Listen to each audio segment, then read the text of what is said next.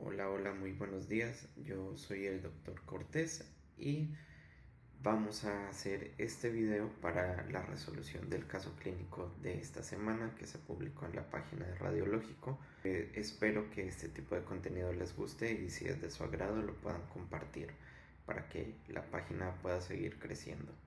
Muy bien, entonces este fue el caso clínico que se planteó esta semana.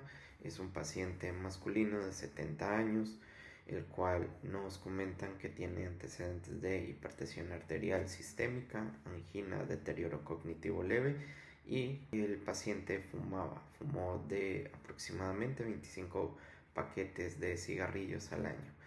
Eh, como cuadro clínico nos presentan que el paciente tiene confusión progresiva, tos productiva, fiebre y saturación baja. Y a la exploración clínica, matidez, estertores crepitantes en campo pulmonar superior derecho. ¿Ok? Nos dan esta imagen como la radiografía posterior anterior de nuestro paciente. Hay que tomar en cuenta siempre todos los datos que nos den acerca de nuestros pacientes. Yo sé que en muchos lugares llegan las solicitudes solo con el nombre, la edad del paciente y sin ningún otro dato clínico.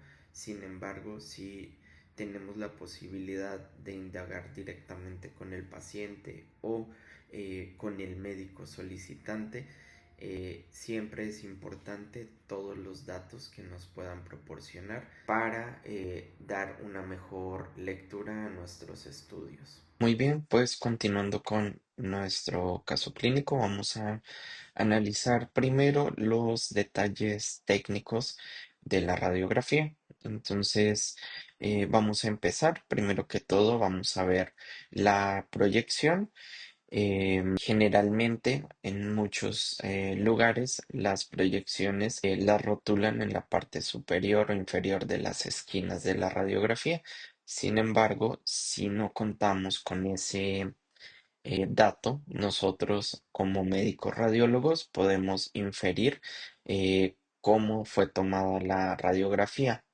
Uno de los primeros datos a saber es si la radiografía fue tomada en un servicio de urgencias, si fue tomada al pie de la cama del paciente o si fue tomada de forma ambulatoria. Generalmente de forma ambulatoria y en los servicios de urgencias. Estas radiografías se toman en una proyección póstero anterior. El rayo incide por la parte posterior del paciente y el chasis está en la parte anterior del paciente, ¿ok? En los servicios en donde generalmente hospitalización o unidad de cuidados intensivos también, las radiografías por el tipo de paciente que hay y por la comodidad se toman en una proyección antero-posterior en donde el paciente pues está acostado de forma normal, el rayo incide desde la parte anterior y el chasis está en la parte posterior. ¿Ok? Ese es uno de los datos. Otro de los datos que nosotros podemos tener y que ya va con respecto a la imagen que vamos a ver son las escápulas. ¿Ok? Entonces vamos a tener que en las proyecciones anteriores las escápulas van a estar retraídas, van a estar lateralizadas.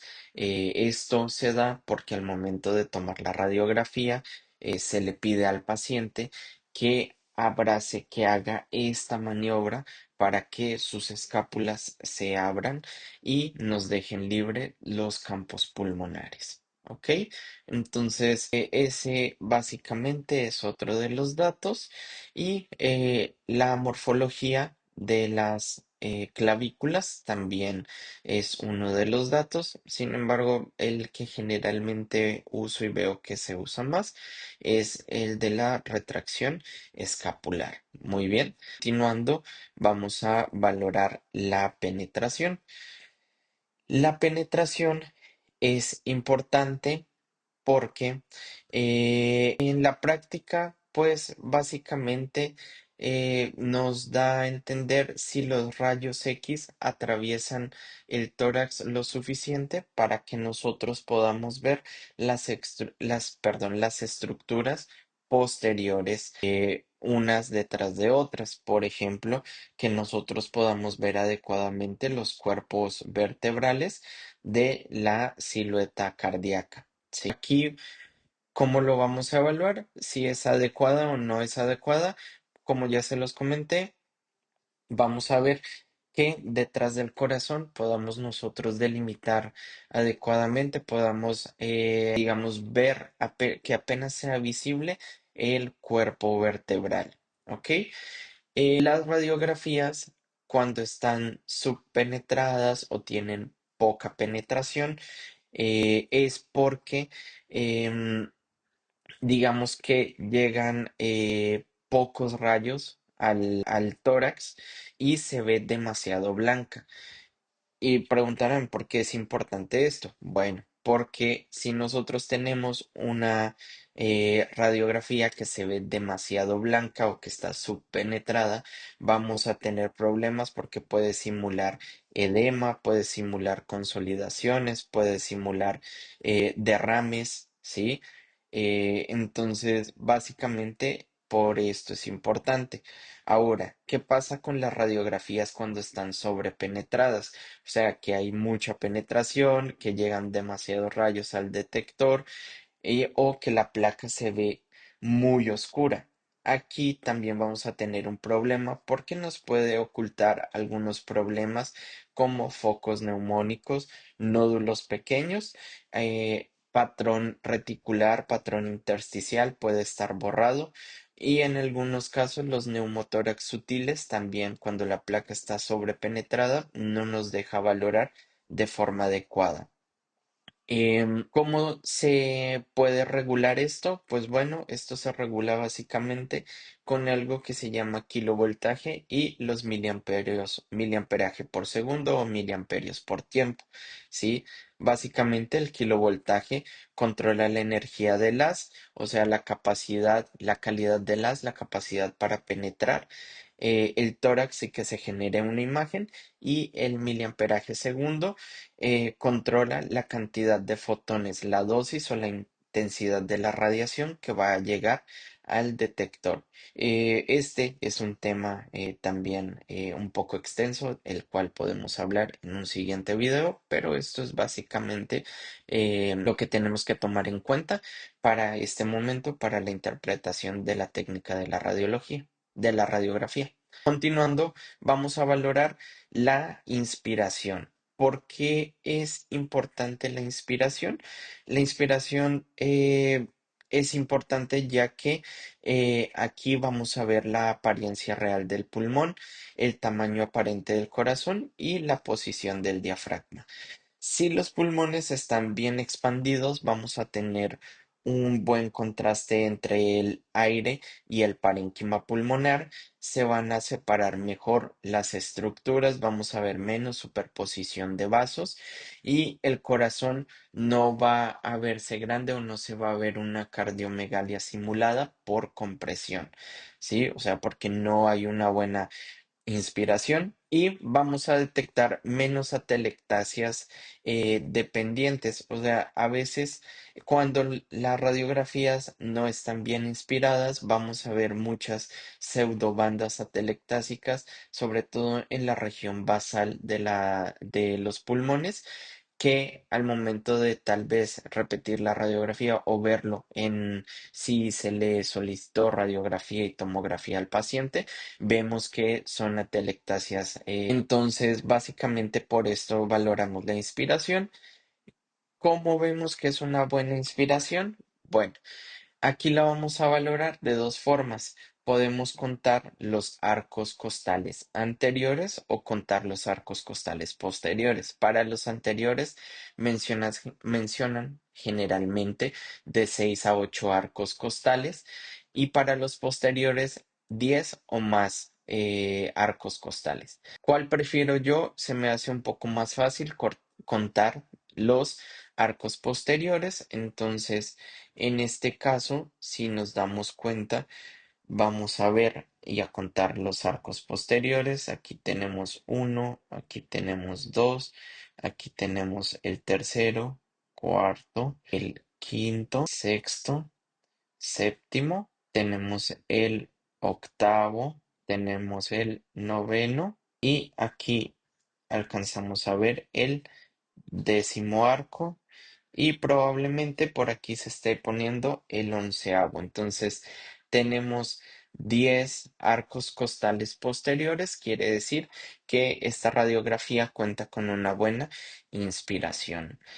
Y por último, vamos a valorar la rotación. La rotación es clave porque va a cambiar la geometría del mediastino. Si yo tengo una radiografía que está más rotada hacia la izquierda o hacia la derecha, vamos a ver un pseudo ensanchamiento del mediastino, algo que no es real y que solo se está generando por la sobreposición de estructuras y por la rotación. ¿Ok? También este nos sirve para valorar adecuadamente el corazón. Una radiografía muy rotada nos puede dar una pseudocardiomegalia o en algunos otros casos nos puede dar un corazón en gota, como le llaman, que esto es frecuente verlo en pacientes con problemas de atrapamiento aéreo, bronquitis, vaya, ese tipo de patologías. Entonces, podemos, si no tenemos una buena centralización del paciente al momento de tomar la radiografía, nos puede dar estas pseudopatologías. ¿Cómo vamos a valorar que hay o no una buena rotación? Más bien, que no haya una rotación. Bueno, pues vamos a ubicar primero las apófisis espinosas de nuestra columna vertebral dorsal, en este caso aquí las tenemos y luego vamos a ver el borde de las clavículas, ¿sí? En este caso, aquí está uno de los bordes, aquí está el otro. Yo hice la línea un poquito chueca, está un poco más central. Esto todos son las apófisis espinosas y entonces vamos a ver cómo está casi equidistante la distancia entre el borde de la clavícula y la apófisis espinosa de mi cuerpo dorsal. Básicamente, esta es la manera en la que nosotros podemos valorar que la radiografía no está rotada. Empezamos con la valoración de la vía aérea. Vamos a tomar la mnemotecnia ABCDE para la valoración de la radiografía de tórax. Entonces, primero que todo, vamos a valorar la vía aérea. eh, Aquí podemos valorar la tráquea superior y la tráquea inferior.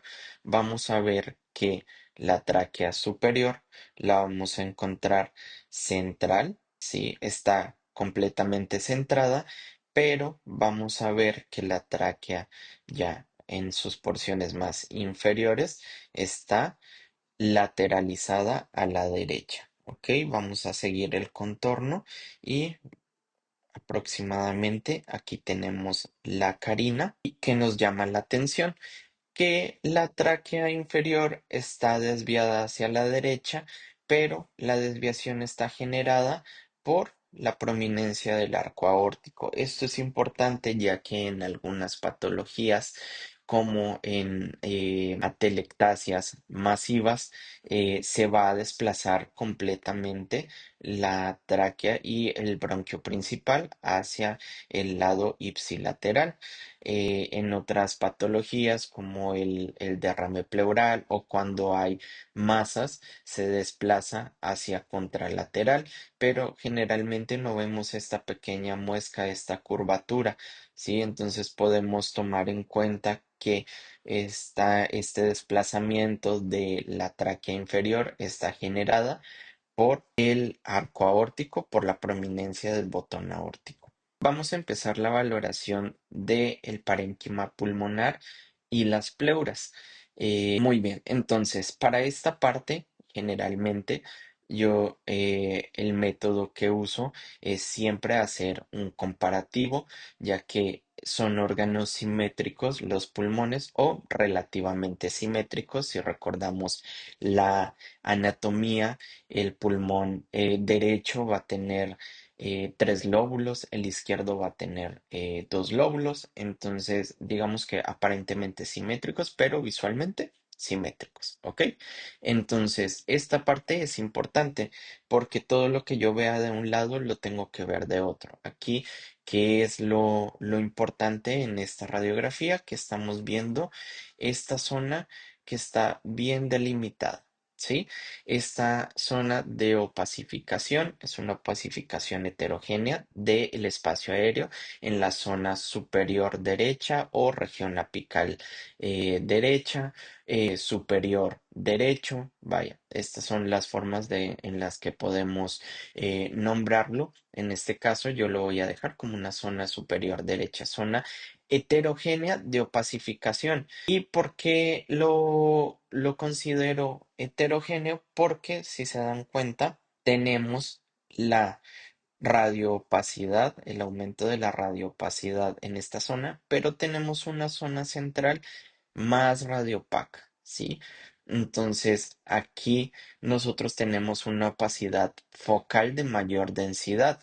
Esto podría corresponder a una consolidación o podría corresponder a una masa a este nivel. No lo sabemos a ciencia cierta, no tenemos más proyecciones y no contamos con otros estudios. Entonces, a veces la duda cuando empezamos a interpretar radiografías y queremos dar como que todo lo que podamos de datos para que el paciente se vaya con la mejor interpretación y con los mejores resultados.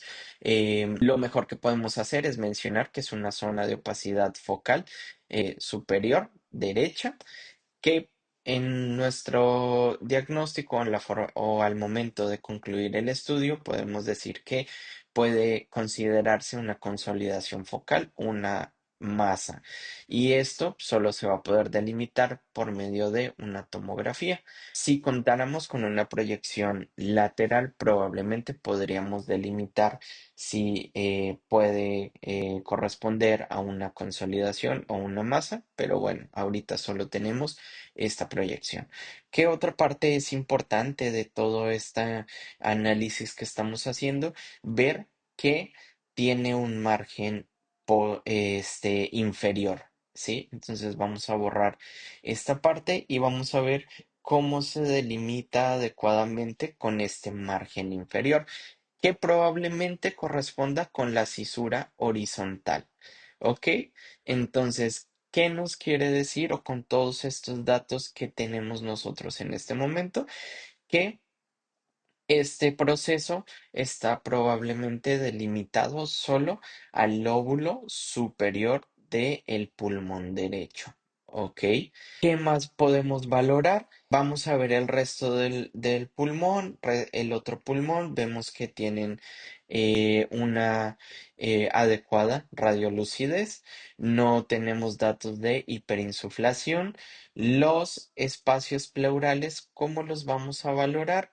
Bueno, estos nosotros generalmente para la detección de derrames pleurales vamos a valorar los recesos costofrénicos y cardiofrénicos, como los estoy señalando, y vemos que están libres. Que tomar en cuenta que a nivel de los recesos cardiofrénicos vamos a tener también grasa cardíaca y que esto es importante y la silueta del corazón también. Es importante que no lo confundamos con un derrame. Los derrames generalmente velan este espacio, lo hacen completamente blanco y no nos dejan ver y se ve este signo de la muesca. ¿Sí? Entonces, cuando tenemos derrames, vamos a ver estos pequeños muescas, estos pequeños signos. En este caso, no lo tenemos. Y la vascularidad pulmonar aparentemente vemos que está conservada, no vemos em, ningún dato de cefalización de flujo Entonces, esto es básicamente lo que podemos analizar hasta ahora de esta radiografía. Muy bien, pues vamos a continuar con la valoración de la radiografía. Entonces tenemos ya en esta parte la circulación, mediastino e ilios, que es lo que vamos a valorar en C. Y vamos a empezar con el corazón. El corazón aparentemente no está aumentado de tamaño, no nos dan el índice cardiotorácico específico. Sin embargo, aquí les tracé las líneas de cómo podemos realizar la medición del índice cardiotorácico. Esta es una medida muy sencilla para estimar si el corazón está aumentado de tamaño en una proyección postero-anterior. ¿Vale? Es importante también entender que tiene limitaciones el índice cardiotorácico, ¿sí? Cuando nosotros tenemos una radiografía en anteroposterior, no es valorable ya que el corazón se magnifica. En otros momentos también, cuando haya una mala inspiración, no se puede valorar bien el índice cardiotorácico. ¿Por qué? Porque el diafragma va a apretar, por así decirlo, el corazón y va a parecer que el corazón está un poco más grande de lo normal cuando esté rotado, como les comenté anteriormente, y cuando tengamos algunos datos como derrames pleurales o masas que nos borren los contornos cardíacos. ¿Ok? Entonces, básicamente y sencillamente vamos a hacer la medición y primero se traza una línea vertical tomando en cuenta las apófisis espinosas de los cuerpos vertebrales dorsales. Vamos a trazar una línea del borde cardíaco derecho a esta línea central, una línea del borde cardíaco izquierdo a la línea central y vamos a trazar una última línea que pase más bien delimitada por los rebordes costales internos a cada lado de la caja torácica. Estas dos mediciones se suman y se van a dividir entre esta medición y el índice cardiotorácico normal tiene que ser menor o igual a 0,50. Sugiere cardiomegalia cuando es arriba de 0,50. Otro dato importante es que en lactantes y niños pequeños los valores pueden ser mayores, o sea, en niños se puede tomar también hasta 0,55 el índice cardiotorácico como normal. ¿Ok? Muy bien, entonces esta es la parte de la valoración del corazón. La aorta ya la habíamos visto anteriormente cuando valoramos la tráquea. Hay un desplazamiento de la tráquea inferior por el botón aórtico prominente. Esto pasa porque, por así decirlo, se desenrolla, se desenvuelve la aorta torácica y desplaza hacia la derecha la tráquea. Aquí esta parte es muy importante y voy a borrar estas líneas, perdón, voy a borrar estas líneas que ya usamos anteriormente para poder valorar todo lo demás. Ok, entonces para la valoración del mediastino vamos a tener que el mediastino en este caso no se observa ensanchado como tal. Aquí tenemos la silueta mediastínica, no vemos ensanchamientos, los bordes se ven bien definidos. Generalmente cuando tenemos un ensanchamiento mediastínico, vamos a ver alteración en las líneas, sobre todo a nivel superior, vamos a ver alteración de las líneas paratraqueales, que son estas líneas que podemos delimitar en este momento. Cuando vemos un ensanchamiento de estas líneas, podemos sospechar que hay generalmente y mayormente lo que ensancha las líneas paratraqueales son las adenopatías. Entonces, no vamos a verlo como tal redondito como una adenopatía en una tomografía, pero sí vamos a ver el ensanchamiento de estas líneas. En este caso no hay ensanchamiento mediastinal y Por último, vamos a valorar los ilios. Esto es importante también al momento de realizar la valoración de la radiografía de tórax. Vamos a identificar el ilio izquierdo, vamos a identificar el ilio derecho y es importante que recordemos que anatómicamente el ilio izquierdo siempre va a estar más superior que el derecho, ya que si recordamos un poco de anatomía, la arteria pulmonar izquierda se arquea por encima del bronquio principal izquierdo, lo cual va a generar que se vea un poco más superior que del lado derecho.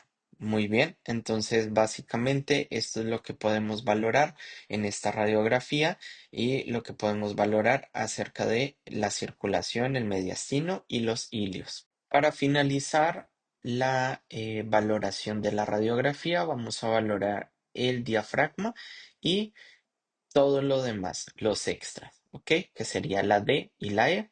Entonces el diafragma, vamos a ver su contorno, vamos a ver cómo se delimita estos arcos diafragmáticos o estas cúpulas diafragmáticas. Los hemidiafragmas se ven de una apariencia normal y posición normal. Recordemos que el hemidiafragma derecho va a estar un poco más elevado que el izquierdo por sus reparos anatómicos, que en este caso vamos a tener el hígado en la parte inferior, ¿sí?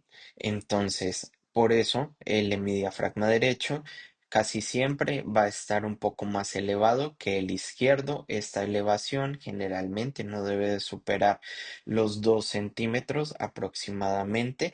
Y en los casos en el que el hemidiafragma izquierdo esté mayormente elevado, debemos considerar que abajo de este se encuentran asas de colon transverso, de la flexura esplenocólica y del colon. Y también se encuentra la cámara gástrica. Entonces, cuando tenemos una elevación del hemidiafragma izquierdo, tenemos que recordar eso y valorar todas estas estructuras para determinar si esta elevación se da por algún tema gastrointestinal o valorar en este caso también el parénquima pulmonar para determinar si esta elevación se está dando por la retracción de el diafragma por algún tipo de atelectasia o algún otro proceso.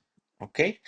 ¿Qué más vamos a valorar? Ya lo habíamos visto anteriormente. Nuestros recesos los vemos libres. No se observan datos de neumoperitoneo. Esto es importante. Todo lo que nosotros tengamos en nuestro FOB, en nuestro Field of View o nuestro campo de visión, tiene que ser valorado. ¿Ok? No porque la radiografía sea solo de tórax, yo voy a dejar de lado todo lo que se alcance a observar de la parte inferior. No. Es importante siempre valorar todo lo que vemos en nuestro campo de la radiografía. Entonces, vemos que en la parte inferior, pues no se observan datos de neumoperitoneo, lo cual sería aire generalmente subdiafragmático del lado derecho. El esqueleto visible, en este caso hablamos de los cuerpos vertebrales, de la clavícula, las clavículas, de los cuerpos, perdón, de los arcos costales, las escápulas y a veces podemos ver también alguna parte de la cabeza. Tenemos que valorarlo todo. Entonces, aparentemente se ven íntegros. Vamos a hacer una revisión rápida siempre de las corticales, que se ven siempre un poco más densas que lo demás del hueso, que se vean íntegras, que no se vean datos de fractura, al igual que valoramos los arcos costales. Nos tomamos un pequeño tiempo para la valoración de cada arco, ver que estén conservadas estas corticales y pues bueno, así determinamos que no tenemos alguna alteración ósea. Y vamos a valorar también los tejidos blandos. En este caso vamos a valorar los tejidos blandos de esta parte de los hombros y parte cervical, parte del cuello. No vemos como tal ningún dato. En este caso, creo que lo más importante a valorar siempre es que no haya aire libre. Y como lo vemos aquí, no vemos datos de que haya aire libre. No lo confundamos con estas pequeñas líneas radiolúcidas que son pliegues generados por la piel, ¿sí? Cuando hay aire libre se ve de una forma un poco más irregular y siguiendo la dirección de nuestra tráquea, de nuestro sistema respiratorio, por así decirlo. Estos datos, ¿por qué les hablo de la búsqueda de aire libre para casos de enfisema subcutáneo? ¿Ok? Cuando tenemos politraumatizados, esto es importante. Bueno, y vamos a valorar extras, áreas de revisión, cosas extras que podemos valorar y en este caso serán los dispositivos. Siempre es bien importante valorar los dispositivos y describirlos cuando los encontremos. Si tenemos catéteres centrales, bueno, catéter periférico, catéter central, catéter Mahurkar o em, algunos otros tipos de catéteres que se usan para catéter puerto, perdón, ya recordé el nombre, catéter puerto que se usa en pacientes oncológicos. Siempre valorar por dónde ingresa, dónde está su punta distal y si tiene una adecuada colocación o no tiene una adecuada colocación. En este caso no vemos ningún tipo de catéter, pero si nos detallamos adecuadamente, sí vamos a ver algunas otras imágenes como estas son imágenes radio opacas, si podemos decirlo como un poco densidad metal en estas zonas. Aquí tenemos otra y aquí tenemos otra. Y ¿a qué corresponden estas imágenes? Pues bueno, son electrodos de electrocardiograma. Recordemos que este paciente se encontraba en un servicio de urgencias, entonces contaba con estos electrodos. Si se puede, si lo amerita y si lo permite la condición del paciente, estos se pueden despegar. En un caso de urgencia, pues se sabe que no se pueden despegar y tenemos que tomarlo en cuenta para la valoración de la radiografía. ¿Qué sí se puede quitar y qué sí es importante que siempre le soliciten a las pacientes, sobre todo pacientes femeninas? Bueno, anteriormente se usaban estos tipos de sostenes con una varilla metálica y se podían ver las siluetas de la varilla en la parte basal de los pulmones o a veces también los broches del sostén se veían en esta parte central. Es importante que el técnico le indiquemos, o bueno, generalmente los técnicos ya tienen también esta indicación en sus adiestramientos, se los enseñan, proporcionarle una bata a la paciente y para que se pueda retirar el sostén y se pueda realizar la toma adecuada de la radiografía sin ningún artefacto metálico que pueda entorpecer la lectura de la radiografía. ¿Ok?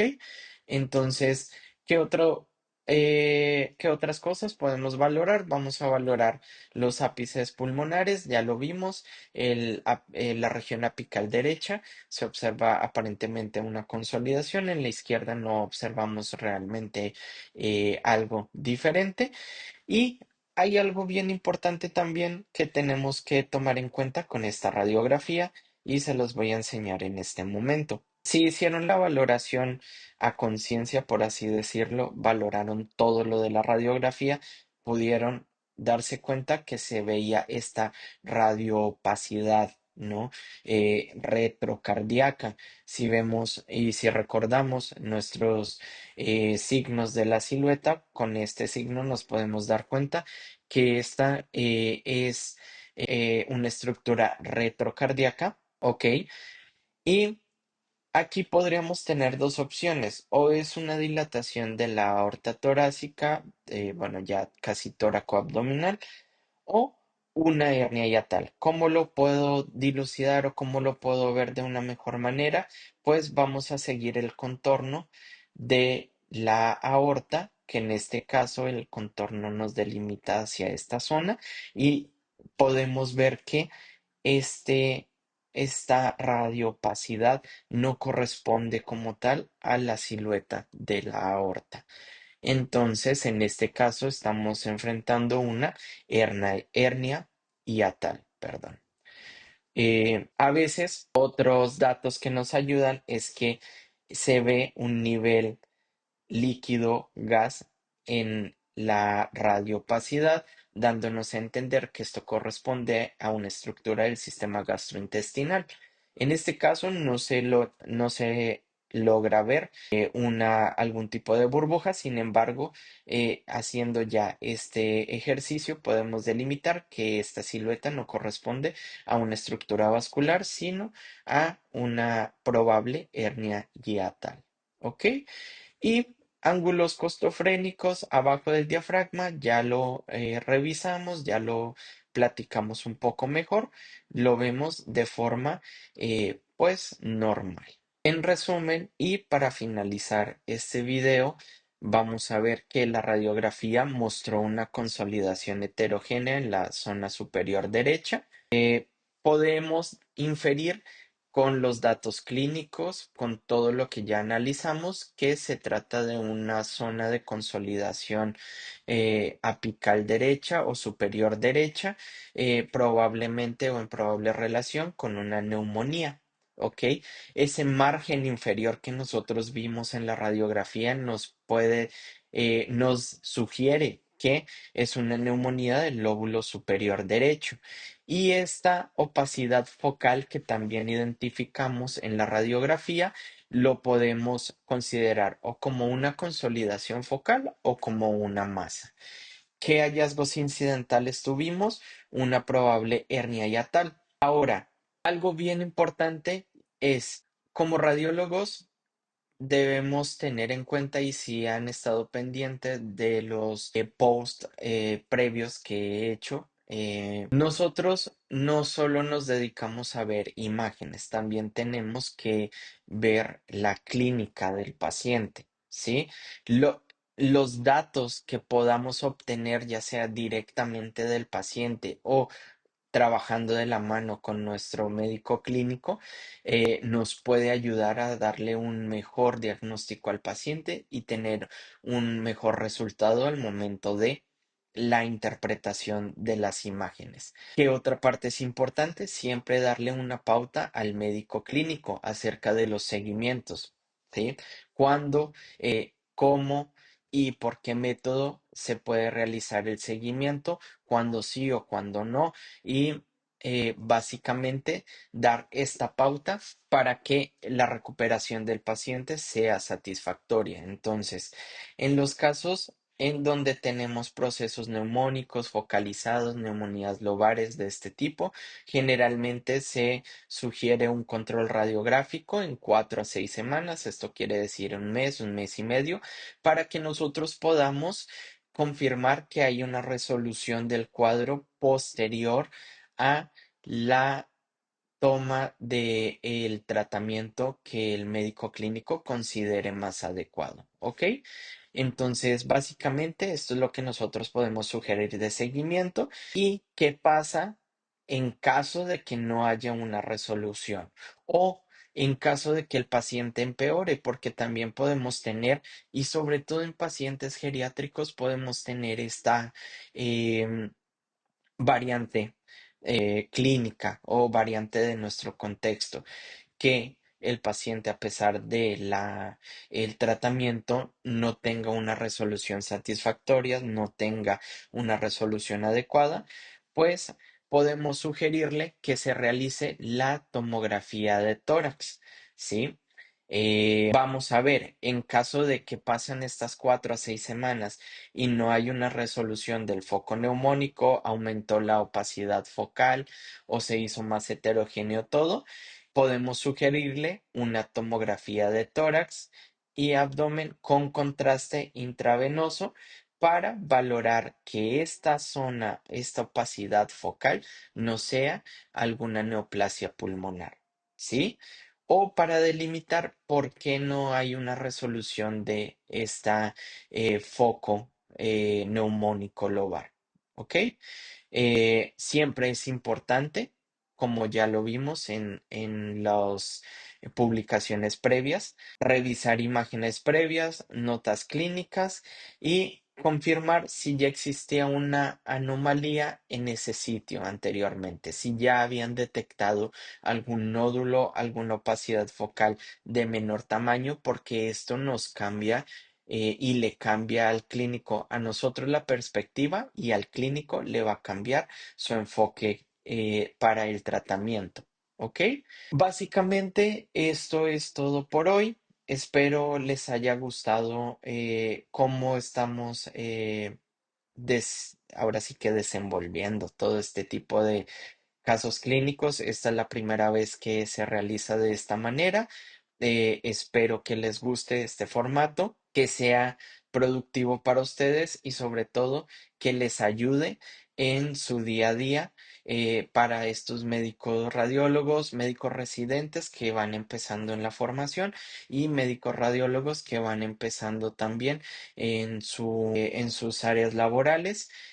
Siempre es importante tener este tipo de apoyos para saber en qué enfocarnos, cómo hacer una buena descripción y cómo hacer un buen me despido. Les agradezco mucho. Si es de su agrado este tipo de contenido, les sugiero compartirlo con la gente las personas que crean que les va a servir este contenido. Un abrazo a todos y espero verlos en una siguiente ocasión.